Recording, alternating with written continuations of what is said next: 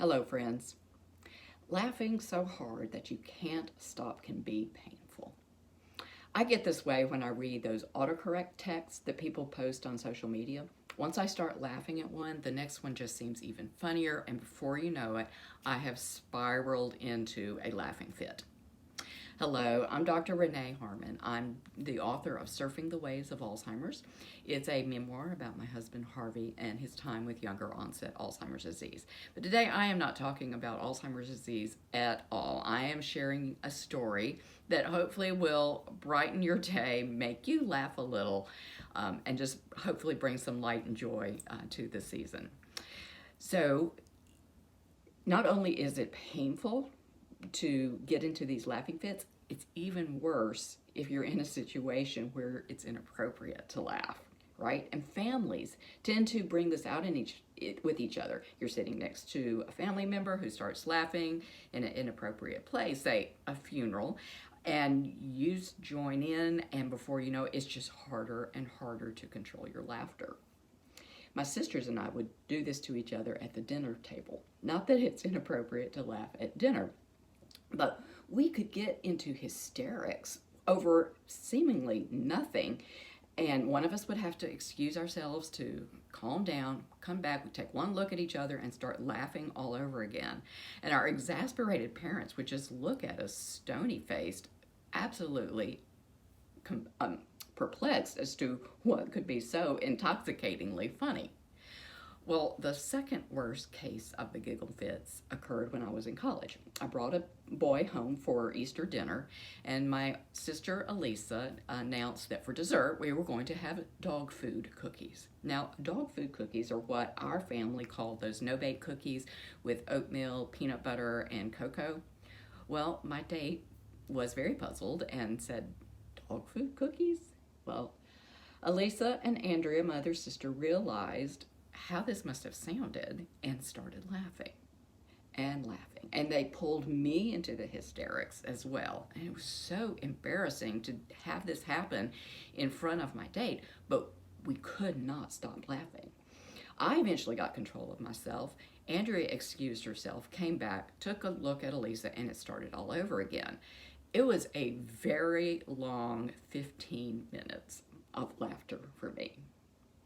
But the worst case of the laughing fits was my fault. It was Christmas Eve, and my sister Andrea and I sang in the choir. We didn't normally sit next to each other, but this time we decided, because it was this special Christmas Eve service, we would sit next to each other. Now, the choir loft in our church sits high above the pulpit, and we have a panoramic view of the beautiful, ornate, very large church.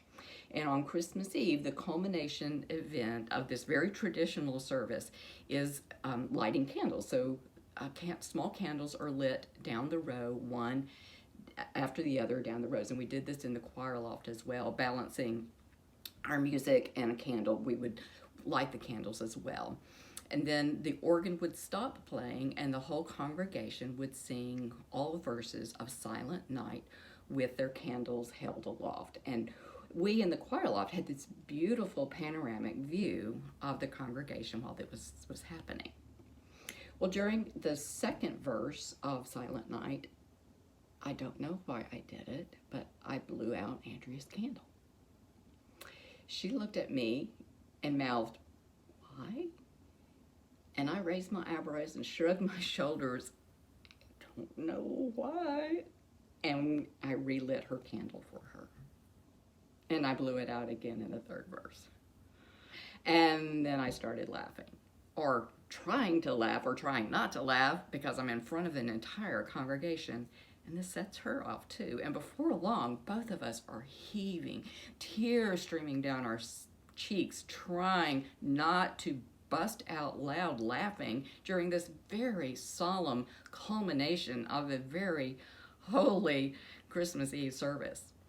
Other members of the choir thought we were either distraught or especially moved by the beauty of the service, and I got people patting me on the shoulder and afterwards coming up to us, offering us their condolences. They would pray for us, and Andrea and I were so embarrassed. All we could do was just hang our heads and nod our thank yous. Now, every year at Christmas, Andrea sends me a meme with a quote attributed to Stephen Acheson that says, "Never blow out someone else's candle in order to make your one shine brighter." And I know this quote is not meant to be taken literally, but figuratively, but it still cracks me up that there is a famous quote out there about blowing someone else's candle out. And I didn't blow out her candle to bring attention to myself, like the quote alludes to. I still don't know why I did it. But it did distract Andrea and I from the service, from the meaning of the service.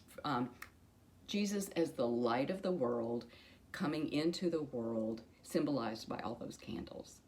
And I may have blown out baby Jesus's metaphorical candle in that instant. But nothing can actually dampen the light of the world. And in fact, I like to think that maybe Jesus would have laughed alongside us. Thank you. Be well and keep your balance.